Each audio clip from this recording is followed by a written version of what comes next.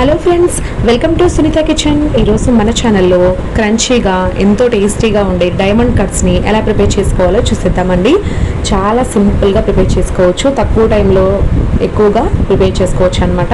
ఇవైతే పిల్లల స్నాక్ బాక్స్లోకి బాగా సూట్ అవుతాయండి.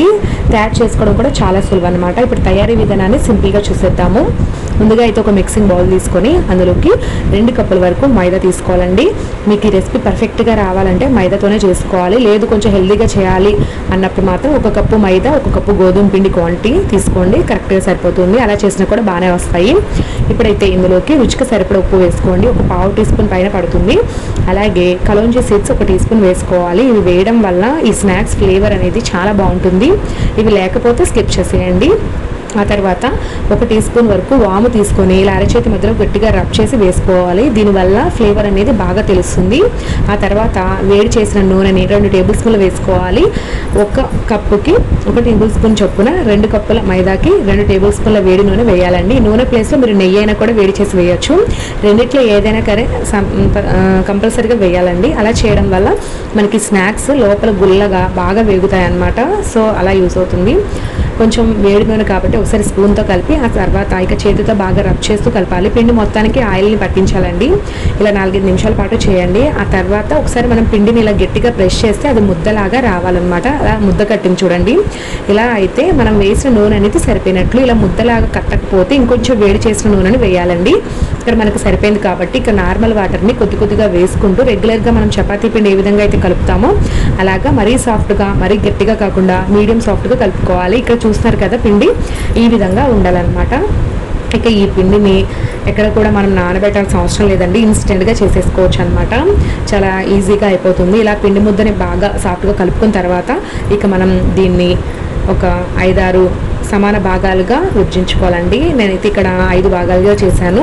ఇప్పుడు ఒక్కొక్క చపాతీ ముద్దని తీసుకొని కొంచెం పొడిపిండి వేసుకుంటూ వీలైనంత పల్చగా చపాతీలా చేసుకోవాలన్నమాట. వీలైనంత పల్చగా ఒత్తుకుంటే మనకి స్నాక్స్ అనేవి అంత క్రంచీగా వస్తాయండి. సో ఇలాగా మొత్తం చపాతీలని బాగా పల్చగా రోల్ చేసుకున్న తర్వాత ఇక మనము 1 టేబుల్ స్పూన్ వరకు మైదా తీసుకోవాలి. ఇందులోకి 2 టేబుల్ స్పూన్ల వాటర్ వేసి మైదాని వాటర్ని బాగా కలిపి పేస్ట్ కింద తయారు చేయాలండి. ఇది మనకి బాగా యూజ్ అవుతుంది. సమోసాలు చేసేటప్పుడు మనము దానికి అప్లై చేస్తాం కదా, సేమ్ అలాగే అనమాట. ఇక్కడ చూస్తున్నారు కదా, ఇప్పుడు మనం ఈ చపాతీకి దీన్ని ఏ విధంగా చేసుకోవాలో మీకు చూపిస్తాను. చపాతీ కొంచెం సరిగ్గా లేదండి, అంటే ఒక వైపున కొంచెం ఓవెల్ షేప్లో ఉంది కదా, దాన్ని మనం నైఫ్తో కానీ పిజ్జా కట్టర్తో కానీ కట్ చేసుకొని ఆ ఎడ్జ్కి అంతా కూడా ఈ మైదా పేస్ట్ని అప్లై చేయాలి కొంచెం.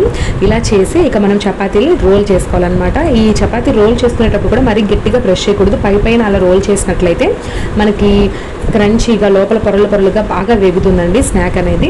సో అలాగా పిండి రాయడం వల్ల ఆ ఎడ్జ్ అంతా కూడా బాగా అతుక్కుంటుంది అనమాట, విడిపోకుండా ఆయిల్లో. సో అలాగా అన్ని చపాతీలని రోల్ చేసి పెట్టేసుకోండి. ఆ తర్వాత ఇలా పిజ్జా కట్టర్ కానీ నైఫ్ కానీ తీసుకొని డైమండ్ కట్స్లా కట్ చేసుకోండి. కొంచెం క్రాస్గా కట్ చేస్తే డైమండ్ షేప్ వచ్చేస్తుంది. ఇది చూడడానికి చాలా బాగుంటుందండి. ఇలానే కాకపోయినా స్క్వేర్ షేప్ అయినా కూడా కట్ చేసుకోవచ్చు మీ ఇష్టాన్ని బట్టి. సో ఇక వీటిని మనం వత్తాల్సిన అవసరం లేదండి, డైరెక్ట్గా ఇలా కట్ చేసి ఆయిల్లో వేయించేసుకోవడమే. ఆయిల్లో వేయించుకునే ముందుగా ఒక మసాలా ప్రిపేర్ చేసుకుందాము. అందుకోసం ఒక చిన్న గిన్నెలోకి 1 టీ స్పూన్ వరకు కారం, అలాగే 1/2 టీ స్పూన్ పైన ఉప్పు, అలాగే చాట్ మసాలా ఒక 1/2 టేబుల్ స్పూన్ వేసుకోండి. ఈ మూడింటిని కూడా వేసి బాగా కలుపుకోవాలన్నమాట. ఇందులో ఒకవేళ మీకు చాట్ మసాలా దొరకకపోతే ఆమ్చూర్ పౌడర్ అని ఉంటుంది, కొంచెం పుల్లగా ఉంటుందండి అది వేయడం వల్ల. సో అది వేస్తే కూడా స్నాక్స్కి చాలా బాగుంటుంది. ఈ మూడింటిని కూడా బాగా కలిపి పక్కన పెట్టుకోవాలి. ఈలోపు ఆయిల్ బాగా వేడెక్కిందండి. ఆయిల్ బాగా వేడిగా ఉన్నప్పుడు ఫ్లేమ్ని మీడియంలోకి అడ్జస్ట్ చేసుకొని ఈ స్నాక్స్ని కడాయికి సరిపడగా వేసి వేయించుకోవాలి. డైమండ్ కట్స్ని 2 వాయిల కింద వేయించుకోండి. ఎక్కువగా ఉన్నాయి కదా, ఒకేసారి అన్ని వేసేసారంటే ఇరుకుగా అయిపోయి సరిగ్గా వేగవండి. ఫ్రీగా వేగాలంటే 2 వాయిలు కానీ 3 వాయిల కింద కానీ వేయించుకోవాలన్నమాట. ఇలా కడాయికి సరిపడగా వేసి కాసేపు వదిలేయాలి. ఇవి కొంచెం వేగడానికి టైం పడుతుందండి. లోపల వరకు కూడా బాగా గుల్లగా వేగాలి కాబట్టి ఒక్కొక్క వాయి వచ్చేసి 4-5 నిమిషాలు టైం పడుతుంది. ఒక ఫోర్క్ తీసుకొని ఒక 2 నిమిషాల తర్వాత ఒకసారి ఇలా కలపండి. ఇవి చక్కగా పైకి తేలి అన్ని వైపులో కూడా చక్కగా వేగుతాయి. మనం అలాగే ఉంచేస్తే అడుగు వైపున ఎర్రగా ఉండి పైన తెల్లగా అలాగే ఉంటాయి అన్నమాట. సో వీటిని మాత్రం ఇక మనం స్ట్రైనర్తో అలా ఇలా తిప్పుతూ ఇక మనము మీడియం ఫ్లేమ్లోనే బాగా చివరి వరకు వేయించుకోవాలి. అప్పుడే పైన అంతా కూడా వేగి లోపల కూడా గుల్లగా వేగుతాయి. హై ఫ్లేమ్లో మాత్రం అస్సలు పెట్టకండి. అలా పెట్టారంటే పైన త్వరగా కలర్ వచ్చేసి లోపల మాత్రం సాఫ్ట్గానే ఉంటుంది. సో అది గుర్తుపెట్టుకోవాలి మీరు. మీడియం ఫ్లేమ్లో ఒక 4-5 నిమిషాల పాటు ఒక్కొక్క వాయిని వేయించుకోవాలి. ఇక్కడ చూసారా మంచి కలర్ వచ్చిందండి, గోల్డ్ కలర్. సో ఇలా రాగానే ఇంకా క్రంచీగా కూడా అయ్యాయి అనమాట. ఇక పక్కకు తీసుకోవాలి. మిగతా వైన్ కూడా వేయించుకోండి.